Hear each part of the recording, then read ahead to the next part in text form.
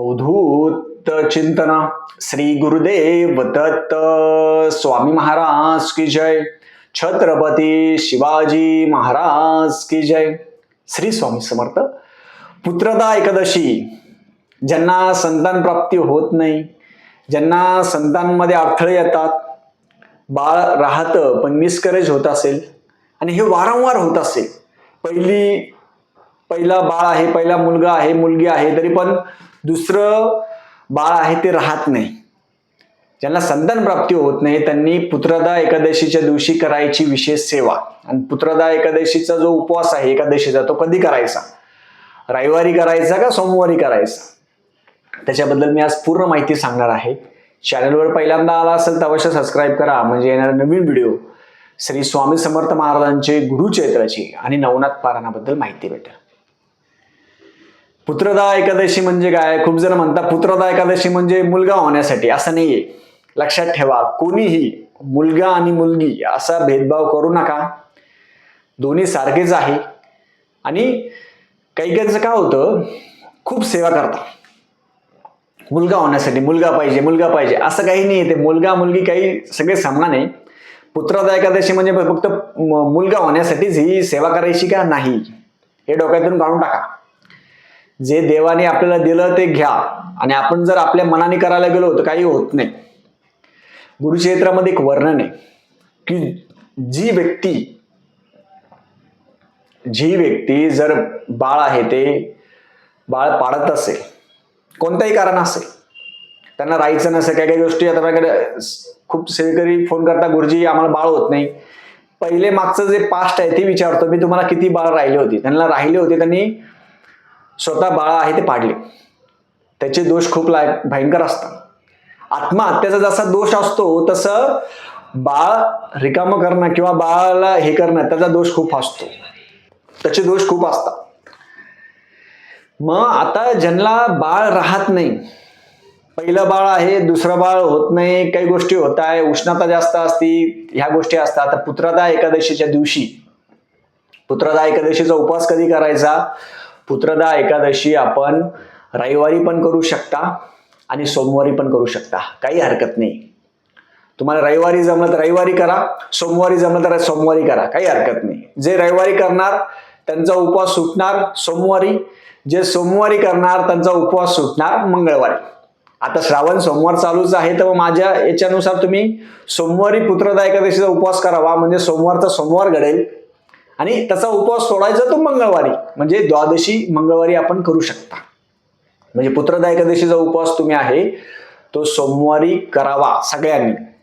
आता ज्यांना बाळ होत नाही त्यांच्यासाठी, त्यांचं बाळ होत नाही ना, तर काय होतं, माझ्याकडे खूप जण फोन करता, गुरुजी बाळ होत नाही. त्याच्या दोघांमध्ये उष्णता खूप असते.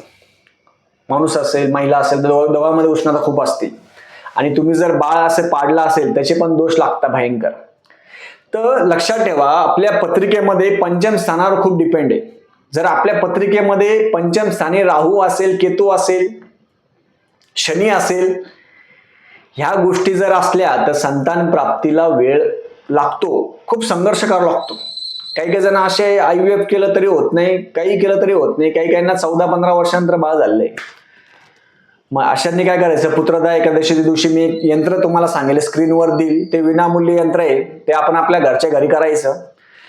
ते यंत्र पांढऱ्या कागदावर लाल पेनाने लिहायचं. ते यंत्र पांढऱ्या कागदावर लाल पेनाने लिहायचं आणि यंत्र लिहून महिलांनी आपल्या कमरेला ते बांधायचं. हे फक्त पुत्रदा एकादशीच्या दिवशीच करायचं. हे सोमवारी केलं तरी चालेल. पांढऱ्या कागदावर मी स्क्रीनवर एक यंत्र देईल, ते यंत्र पांढऱ्या कागदावर लाल पेनाने लिहायचं. लिहिल्यानंतर आपण प्लॅस्टिकमध्ये गुंडाळून कमरेला काळा करदोडा घालून कमरेला ते यंत्र आपण बांधावं. जोपर्यंत ते यंत्र स्वतःहून पडत नाही तोपर्यंत काही करायची आवश्यकता नाही, तसंच ठेवायचं. पण पुत्रदा एकादशीच्या दिवशी ज्यांना बाळ होत नाही, बाळ राहत नाही, सगळे डॉक्टर केले, सगळ्या गोष्टी केला, पहिलं बाळ आहे, दुसरं बाळ राहत नाही, यांच्यासाठी ते जे यंत्र आहे ते यंत्र आपण त्या दिवशी कमरेला आपण बांधू शकतो. म्हणजे यंत्र बांधलं म्हणजे बाळ होईल का? नाही. लक्षात ठेवा, तसं काही नाही. गुरुक्षेत्रामध्ये वर्णन आहे. जे गुरुक्षेत्रामध्ये 39वा अध्याय आपण जर बघितला त्या 39व्या अध्यायामध्ये 60 वर्षाची स्त्री होती. आपण तिला 60 वर्षे म्हणजे ती वृद्ध स्त्री, आजीबाई झाल्या त्या आता. 60 वर्ष व्यक्तीला जी होती तिला खूप लोक नावं ठेवायची, तुला बाळ नाही, हे नाही, ते नाही, ते नाही. महाराजांकडे गेली, नरसिंह सरस्वती स्वामी महाराज. महाराजांना म्हटली, महाराज हा जन्म माझा व्यर्थ गेला.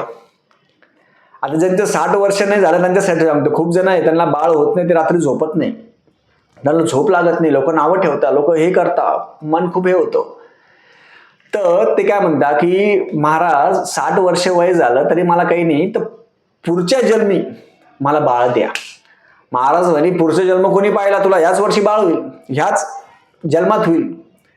सेवा केली. कोणती सेवा? औदुंबराची सेवा. तुम्ही सगळ्यांनी ज्यांना बाळ होत नाही, काही होत नाही, त्यांनी औदुंबराची रोज सेवा करा. एक औदुंबराचं झाड किंवा औदुंबर उंबर, त्याचं कुंडीमध्ये एक झाड लावून घ्या, त्या उंबराला रोज प्रदक्षिणा करायची 11. लक्षात ठेवा, 11 प्रदक्षिणा करायच्या.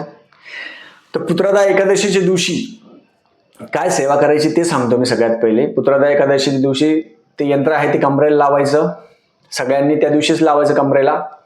परत ते केल्यानंतर आपण पुत्रदा एकादशीपासून प्रत्येक एकादशीला उपवास जमला तर उपवास करा. आपल्या प्रत्येकाच्या घरामध्ये बाळकृष्णाची मूर्ती असते, ती फक्त आपण ठेवून देतो. ती बाळकृष्णाची मूर्ती घ्यायची प्रत्येक एकादशीला. 15-15 दिवसाला एकादशी असते, तर ती मूर्ती घ्यायची, त्याच्यावर आपण श्रीसुक्त, पुरुषसुक्त हे दोन्ही स्तोत्र म्हणायचे. श्रीसुक्त, पुरुषसुक्त, दूध आणि पाणी दोघं नवरा बायकोनी प्यायचं. परत व्यंकटेश स्तोत्र वाचायचं. गुरुचरित्राचा 39वा अध्याय रोज वाचायचा. परत प्रत्येक महिन्याला हिरण्यदान करायचं, कारण की पितृदोष असतात त्याच्यामुळं बाळ होत नाही, लक्षात ठेवा.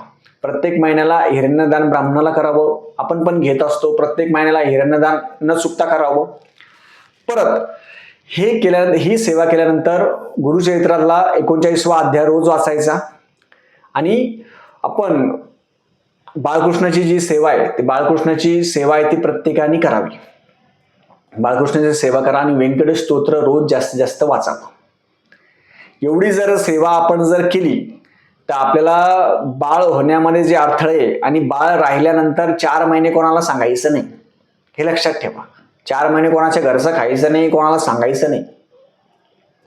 तर त्या स्त्री होती ती, 60 वर्ष झाले. म्हटले, महाराज पुढच्या जन्मी तरी मला द्या. ते म्हणे, याच जन्मी होईल. तिने मनापासून औदुंबराची सेवा केली. रोज औदुंबर सेवा केल्यानंतर बाळ झालं, सेवा केली. गुरुचरित्रामध्ये वर्णन आहे, म्हणून सगळ्यांनी 39वा अध्याय वाचा. बाळ झालं, पहिली मुलगी झाली. मुलीला घेऊन महाराजांकडे आले. महाराज म्हणे, महाराज मुलगी झाली. हसू लागले महाराज. ते म्हणे, मुलगी आली, ठीक आहे. ते म्हणे, महाराज मुलगी नाही, मला मुलगा पाहिजे. प्रत्येकाची आकांक्षा असते ना. महाराज म्हणे, ठीक आहे, होईल म्हणे. महाराज हसू लागले. महाराज म्हणते, मुलगी झाली, ठीक आहे म्हणे, मुलगा पण पाहिजे. महाराजांनी आशीर्वाद दिला.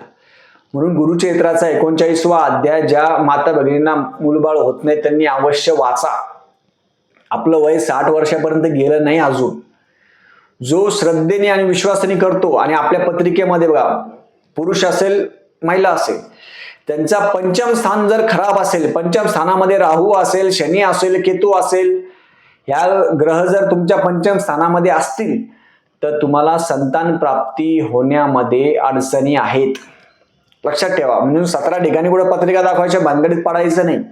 ही सांगितलेली सेवा जर तुम्ही मनापासून जर केली, 1% मध्ये आपण येतो आणि दत्त महाराजांवर विश्वास ठेवायचा. 60 वर्ष एवढं वय झालं नाही, आता त्यांचं झालं असेल 60 वर्ष तरी पण विश्वास ठेवून आपण जर सेवा केली. आता माझ्याकडे खूप असे आहे की त्यांनी विश्वास ठेवून सेवा केली. 14 वर्षानंतर त्यांचा बाळ राहिले. त्यांना मी स्क्रीनवर तुम्हाला मेसेज दाखवतो त्यांचा. 14 वर्षानंतर बाळ झाला. सगळ्या आशा सोडून दिल्या त्यांनी. तरी पण मनापासून जर सेवा केली तुम्ही, तर तुम्हाला त्यांचं सगळं फळ आपल्याला भेटत असतं. पुत्रदा एकादशी आहे त्या दिवशी प्रत्येकाने काय करायचं? पुत्रदा एकादशी आहे म्हणजे काय, प्रत्येकाने व्यंकटेश स्तोत्र असेल ते करावं, बाळकृष्णाचा अभिषेक करावा, श्रीसुक्त, पुरुषसुक्त, आणि कोणाच्या घरचं खाणं पिणं बंद करा. कोणाचंच घरचं खायचं नाही. ज्यांना बाळ होत नाही ना त्यांनी कोणाच्या घरचं खाऊ नका. राहिलं जरी तर 4 महिने कोणाला सांगायचं नाही. म्हणून तुम्ही पुत्रदा एकादशीचा उपास तुम्ही रविवारी जमणार, रविवारी मी तर म्हणतो सोमवारी करा, म्हणजे द्वादश त्याचा उपास आहे तो दुसऱ्या दिवशी सोडता येईल. आता ज्यांना उपवास करणं शक्य नसेल त्यांच्यासाठी, आता तुम्हाला उपवास करणं शक्य नाहीये संध्याकाळच्या वेळेस बाळकृष्णाच्या मूर्तीवर अभिषेक करायचा आणि अभिषेक केल्यानंतर ते दूध आणि पाणी सगळ्यांनी प्यायचं. आता हे जे विनामूल्य यंत्र मी स्क्रीनवर देणार आहे ते यंत्र ज्यांना बाळ होत नाही, मिसकॅरेज होता, बाळ राहत नाही, पहिलं बाळ आहे, दुसरं बाळ होत नाही, अडचणी आहे, यांच्या सगळ्यांसाठी हे यंत्र विनामूल्य आहे. तुम्ही म्हणणार यंत्र लावले की बाळ होईल का? नाही, तुम्हाला सेवा करावं लागेल. हे यंत्र आपल्या महिलांनी आपल्या कमरेला लावायचं. पांढऱ्या पेपरवर लाल पेनाने आपले हे यंत्र कमरेला लावा. प्लॅस्टिकमध्ये कमरेला लावून ठेवायचं. जोपर्यंत यंत्र पडत नाही तोपर्यंत ठेवायचं आणि पुढे जोपर्यंत राहील हे यंत्र तुमचं पुढच्या एकादशीपर्यंत राहील. जितके दिवस राहील तितकं आपल्या कमरेला यंत्र ठेवायचं. व्यंकटेश स्तोत्र रोज वाचायचं. गुरुचरित्राचा 39वा अध्याय प्रत्येकाने वाचावा. एवढी जरी तुम्हाला सेवा केली आणि तुम्हाला सेवेने जर बाळ राहिलं, मला अवश्य कमेंट करून सांगा, मला अवश्य फोन करा. पुढची सेवा आहे ते तुम्हाला सांगण्यात येईल. कारण की बाळ राहणं महत्वाचं नाहीये, 9 महिने बाळ टिकणं महत्वाचं आहे. लक्षात ठेवा, याच्यामध्ये कोणतीही अंधश्रद्धा नाहीये. आपण आपला विश्वास असेल तर सेवा करा, नसेल विश्वास काही हरकत नाही, आपण आपली सेवा करावी. पण खूप जणांचे अनुभव आहेत, खूप जणांचे पुत्रदा एकादशीचे हे यंत्र लावलं, सगळ्या गोष्टी जे सुरळीत झाल्या. आपल्या उष्णता जास्त असते, बाहेरचं खाणं पिणं बंद करायला पाहिजे. काय होतं, आजकाल फास्ट फूड खूप जण खाता, घरी स्वयंपाकच करत नाही. हो, घरी नाही स्वयंपाक करत, बाहेरच जेवण करता. बाहेरच जास्त जर तुम्ही बाहेरचं खाल्लं, सगळं भेसळयुक्त अन्न आहे, उष्णता जास्त वाढते. आणि पुरुषांना, मुख्यत्वे पुरुषांना दारूची सवय असते, सिगरेटची सवय असते, व्यसनं असतात. याच्यामुळे काय होतं, उष्णता जास्त वाढते, हीट जास्त वाढते. आणि हीट जर नवरा बायकोमध्ये जर उष्णता जास्त असेल, नवऱ्याला असेल किंवा बायकोला असेल, उष्णता जर तुम्हाला असेल तर तुम्हाला संतान प्राप्तीमध्ये अडथळे 100% निर्माण होतात. म्हणून पाणी जास्त प्यायचं, बाहेरचं सगळं खाणं बंद करा आणि औदुंबराला प्रदक्षिणा मारणं चालू करा. लक्षात ठेवा, तुम्ही या पद्धतीने जर सगळ्यांनी सेवा केली. आणि पुत्रदा एकादशीचं जे यंत्र आहे ते रविवारीच आपण घालायचं आहे. रविवारी घाला किंवा सोमवारी घाला, कधीही घाला, काही हरकत नाही. दोन्ही दिवशी कधीही घाला. ज्यांना बाळ होत नाही, राहत नाही, मिसकॅरेज होता, त्यांच्यासाठी ही सेवा आहे. सगळ्यांनी या पद्धतीने सेवा करावी. झालेली सेवा, आणि ज्यांच्या घरामध्ये बाळकृष्णाची मूर्ती नसेल तर बाळकृष्णाची मूर्ती घ्यावी आणि सगळ्यांनी अशा पद्धतीने सेवा आहे ती सेवा अवश्य करू शकता. झालेली सेवा मी बाळकृष्ण महाराज, दत्त महाराज, स्वामी महाराज यांच्या चरणी रुजू करतो. श्री स्वामी समर्थ.